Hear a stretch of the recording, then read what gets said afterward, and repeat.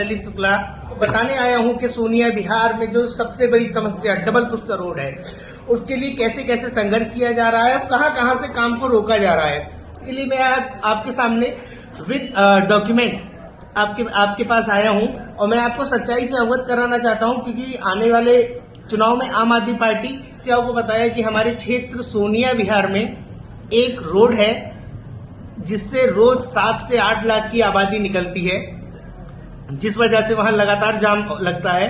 Medical समस्याएं होती हैं तो लोग समय से हॉस्पिटल नहीं पहुंच पाते हैं, बच्चे स्कूल नहीं पहुंच पाते हैं। हम लोग भी आरटीआई के माध्यम से जवाब मांगते रहे, लेकिन कभी भी इन्होंने इसका स्पष्ट जवाब नहीं दिया। मार्च 2023 में 18 करोड़ का एस्टीमेट अमाउंट दिया गया था।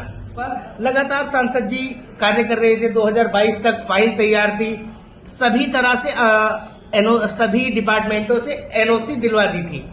और मैं आपको बताऊं, एक खबर एक आपको चीजें बताई जाती है कि पेड़ नहीं काटने देंगे, एनजीटी रोकेगी। एनजीटी से भी माननीय सांसद मनोज तिवारी जी ने अप्रूवल दिला दिया था, जिसके लिए 2023 में केजरीवाल की फिर टीएसी कमेटी के पास ही रिक्वेस्ट जाती है, ठीक है। लेकिन टीएसी दिल्ली सरकार के अधीन है, दिल्ली सरकार ने उस पर बिल्कुल भी ध्यान नहीं दिया। 377 के तहत पार्लियामेंट में उठाया।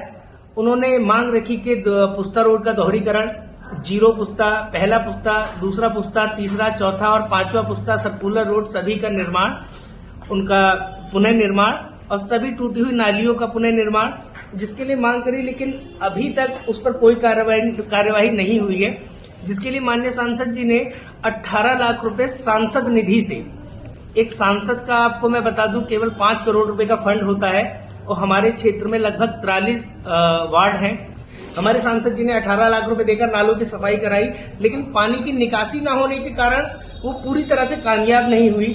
इससे पहले यूडी अर्बन डेवलपमेंट अथॉरिटी ने दिल्ली सरकार को 237 करोड़ रुपए दिए थे और उसमें कहा था कि सोनिया विहार जैसी अविकसित कॉलोनियों में आप फंड लगाइए। हमारे मुख्यमंत्री जी को कुछ पर्सनल चिढ़न है, कुछ उनको ऐसा लगता है कि सोनिया विहार वालों ने हमें हरा दिया था, इसलिए हम उनका काम क्यों करेंगे।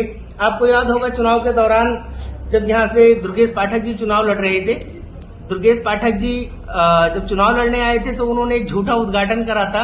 37 करोड़ की लागत से सोनिया विहार में सीवर लाइन का उद्घाटन करना था, जिसके लिए तीसरे पुस्ते पर जनसभा हुई थी। इस पाठक जी चुनाव हार गए। चुनाव हारने के बाद उन्होंने सारे प्रोजेक्टों को कैंसिल करा दिया, सोनिया विहार को फंड नहीं मिलने दिया। कई बार हमें कहा गया कि आपको स्पेशल फंड दिया जाएगा, स्पेशल पैकेज। मैं आपको बताना चाहता हूं साथियों, मैं विद डॉक्यूमेंट हूं। ये सभी आरटीआई मेरे द्वारा लगाई गई हैं, ये आरटीआई की कॉपी है। आप जो चाहे वो मुझसे लेकर देख सकते हैं। प्रयास कर रहे हैं और हम देखिए ये अभी नया मतलब वर्तमान अभी कुछ दिन पहले ही हमारे माननीय सांसद मनोज तिवारी जी दिल्ली सरकार के चीफ सेक्रेटरी से मिले थे, उनको दिया था। उन्होंने भी ये लेटर लेकर रख लिया।